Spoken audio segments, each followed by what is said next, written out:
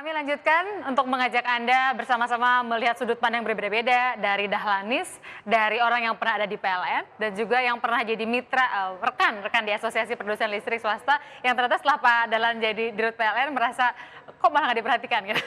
Saya ke Mas Erik. Mas Erik tadi kan menggambarkan bahwa Pak Dahlan itu sangat tertib aturan.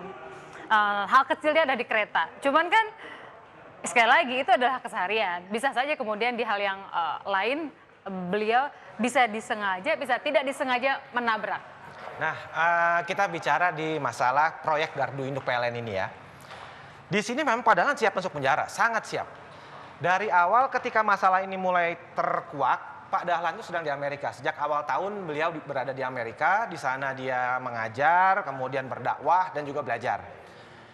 Kita forward berita-berita tentang Pak Dahlan dan Gardu Induk PLN ini ke beliau.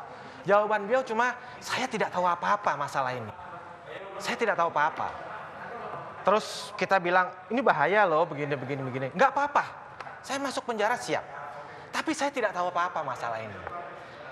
Kita sudah sampaikan, nanti waktu pemeriksaan jawab begini, nggak dijawab. Sampai akhirnya hilang hubungan, lost contact karena handphone beliau hilang. Tiba-tiba dia kesini. Tahu sudah di Jakarta. Dia itu beliau rencana pulang ke Jakarta itu tanggal 15 Juni. Tapi tiba-tiba sudah di Jakarta dan kita tahunya pun dari media. Karena dari bandara pulang sebentar, mandi sebentar, ganti baju, langsung pemeriksaan. Tanggal 5 Juni itu? Iya. Langsung pemeriksaan tanpa persiapan apa-apa. Beliau itu dalam keadaan sangat lelah, jet lag, ngantuk, dan yang paling parah ya tidak tahu apa-apa mengenai masalah yang akan diperiksa ini gitu. Kemudian di situ diperiksa sekian jam, kita dari media juga lihatnya, waduh, ini pasti ada apa-apa kalau diperiksa sekian lama. Besoknya dipanggil lagi, masih menolak untuk didampingi. Dua pemeriksaan beliau itu tanpa didampingi penasihat hukum, karena sebagai saksi. Dan beliau juga menolak. Tidak mau didampingi dan akhirnya dinyatakan sebagai tersangka. Ketika dinyatakan sebagai tersangka, beliau pun nggak ambil pusing, malah pulang ke Surabaya ketemu cucu-cucu. Kangen, nggak bisa diganggu, nggak bisa dihubungi, main-main sama cucu-cucu, tamu datang didiemin. Akhirnya hari Senin baru ke Jakarta lagi, ke apartemennya itu, yang kecil itu, di situ barulah orang-orang pada berdatangan. Ya memberi support moral, memberi doa, menguatkan, dan yang paling banyak nanya-nanya, ada apa sih Pak sebenarnya? Gitu. Nah, tapi poinnya berarti Pak Dahlan sendiri sadar bahwa dirinya sebagai kuasa pengguna anggaran itu memang yang harus paling bertanggung jawab soal urusan Tadinya begitu. Sampai di hari Selasa itu ada teman-teman dari PLN datang, teman-teman dari Kementerian SDM datang, bertanya-tanya juga. Kebetulan kami ada di situ pada saat itu. Kemudian mereka semua bingung. Bapak, jadi ini karena Bapak sebagai KPA? Iya. Loh kan Bapak nggak bersalah, nggak apa-apa. Nggak apa-apa, saya siap tanggung jawab. Tetap begitu. Sampai akhirnya dijelaskan. Begini Pak, gitu. Kita juga sebagai sahabat beliau yang ngerti hukum nggak bisa ngasih masukan banyak. Karena nggak tahu nih masalahnya apa. Beliau pun nggak mau cerita. Syukur alhamdulillah lah teman-teman dari PLN dan SDM itu menjelaskan akhirnya kepada beliau dan pada kita. Pak, kalau untuk urusan proyek-proyek BUMN, proyek-proyek PLN yang menggunakan dana APBN, Bapak sebagai Dirut PLN saat itu hanya duduk sebagai kuasa pengguna anggaran.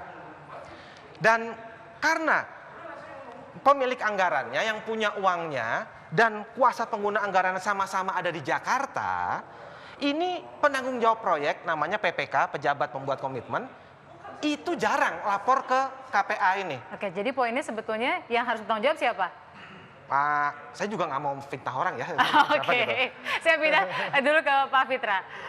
Dari sudut pandang yang disampaikan oleh Mas Erik tadi, dari sisi mana sebetulnya Bapak meyakini bahwa memang ada kejanggalan yang dilakukan oleh Pak Dahlan dalam kasus pengadaan gardu ini? Sebenarnya tujuan maupun idenya Pak Dahlan bagus. Ingin menerangi Indonesia ini dengan cepat gitu kan. Ya, karena Pak Dahlan ini mungkin karena biasa di swasta, di Dirut, di perusahaan sendiri, jadi main jalan terus. Sedangkan PLN ini tanda petik pemerintah, kan ada rambu-rambu yang tidak boleh dilewatin. Nah itu kadang-kadang Pak Dahlan tuh terabas terus gitu loh. Itu aja menurut saya. tujuannya bagus. Hanya rambu-rambu itulah yang kadang-kadang dia tabrak itu. Makanya saya kadang-kadang suka kesian dengan staf PLN semua itu. Karena? Ya karena dengan ini Pak Dahlan ya mau nggak mau kan mesti ikut bos gitulah. Sementara bosnya maunya cepat dan kadang-kadang Nah itu. tabrak. Mari kita lihat kebijakan kontroversial yang saya katakan bahwa itu adalah sikap Pak Dahlan yang berusaha cepat tapi menabrak atau menerabas beberapa hal. Jadi ini kalau ini sebagai Menteri BUMN-nya, ini tentu tidak bisa kita kait-kaitkan pada saat beliau menjadi Dirut PLN, tapi menunjukkan bahwa beliau itu punya sudut pandang dan pendekatan yang seringkali berbeda pemahamannya untuk orang lain, sehingga dikatakan kontroversial. Nah ini ada di antaranya menunjuk direksi tanpa rapat umum pemegang saham, menghapus KRL ekonomi, meskipun belakangan misalnya orang menikmati sehingga KRL lebih bagus begitu ya. Kemudian ada yang jauh di sana, tidak di kota besar, perusahaan sawit mesti pelihara sapi. Kemudian ada SK Menteri BUMN untuk fit and proper test atau uji kelayakan dan kepatutan untuk bakal calon direksi BUMN. Ini hanya sekian, bisa saja ada banyak hal lain yang masih tersembunyi mengenai Dahlan Iskan. Mari kita ke Pak Ali yang pernah di dalam. Tadi kan ada sudut pandang, kalau Mas Erik bilang Bapak tuh nggak pernah, Dahlan Iskan tuh nggak pernah tabrak-tabrakan gitu ya. Sementara menurut Pak Fitra, ada keinginan cepatnya itu yang bisa salah karena di lembaga punya negara. Menurut Pak Ali, apa aturan di negara yang sebetulnya bisa menyulitkan pembuatan kebijakan atau menyulitkan pengerjaan yang ingin cepat itu? Ya betul sekali. Itu saya sendiri merasakan ya. Bahkan kita sendiri kadang-kadang kelompok kita sendiri membuat aturan itu menyulitkan kita.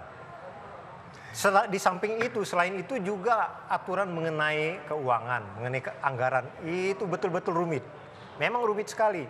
Oh ini tidak boleh keluar dulu sebelum ada persyaratan awal. Seperti contoh GI ini persyaratan awalnya apa? Tanah harus bebas dulu. Ya. Oh ini tidak boleh dibayarkan sebelum ada catatan atau biasanya itu ada audit lagi. Sudah ada serah terima, ada timnya sendiri minta diaudit lagi. Nah itu hal-hal seperti itu yang dibuat sendiri. Memang tujuannya baik ya aturan-aturan itu supaya semuanya bisa dipertanggungjawabkan, semuanya lancar dan tidak ada hal-hal yang melanggar atau merugikan negara, tapi memang jalannya jadi lambat. Apa yang dihadapi Pak Dahlan itu pernah juga saya rasakan sebelumnya karena saya 2 periode sebelumnya ya. Itu bahwa kalau rasanya kalau tim kita atau anggota kita mengatakan Pak ini harus begini, nggak boleh begini Pak ini harus kita lakukan gini.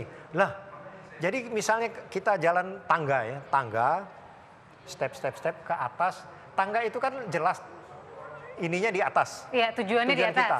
Nah kita boleh saja kan mestinya dalam benaknya Pak Dahlan itu boleh saja melangkah 3 langkah kan, nggak usah 1, 2, 3, dari 1 langsung ke 4 kalau sanggup kenapa enggak gitu ya?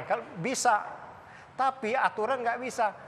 Bapak, dan aturan mesti satu-satu itu karena apa? Setiap langkah itu diperiksa, setiap langkah harus dipertanggungjawabkan. Nah itu mungkin yang seolah-olah dan ini juga proyeknya itu tahun 2011, selesai 2013. Ada yang dibatalkan, artinya karena tidak layak diteruskan dibatalkan.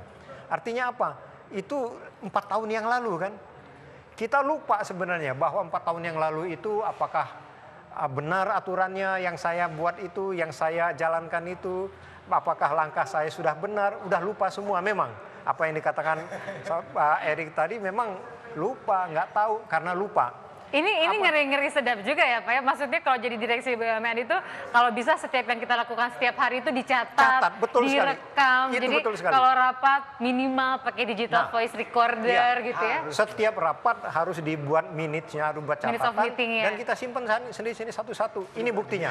Itu yang penting. Jadi itulah yang dibilang sama Pak Dahlan bahwa saya harus ke PLN karena saya nggak ingat apa-apa, saya nggak pegang dokumen apapun. Nah, iya betul sekali. Yang ditakutkan kalau misalnya kita membuat suatu kebijakan ya, membuat perintah, langkah aja 3 langkah gitu kan sama-sama naik ke atas, sama-sama tujuannya selesai. 3 langkah. Nah itu tidak dicatat. Alasannya mestinya ada alasan kenapa, kemudian apa yang dihadapi itu tidak ada. Begitu selesai pekerjaan, sudah selesai 2014 misalnya dilihat kembali, oh ini salah. Jadi yang salah itu adalah prosesnya. Iya. Tujuan akhir bisa Iya. tercapai, tapi karena prosesnya salah Iya. jadi salah. Oke, kita lanjutkan lagi ini jadi pengingat kita semua. Ternyata ya begitu deh.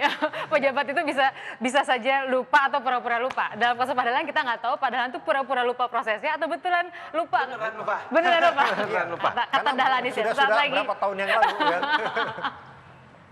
Karena kita suka dengar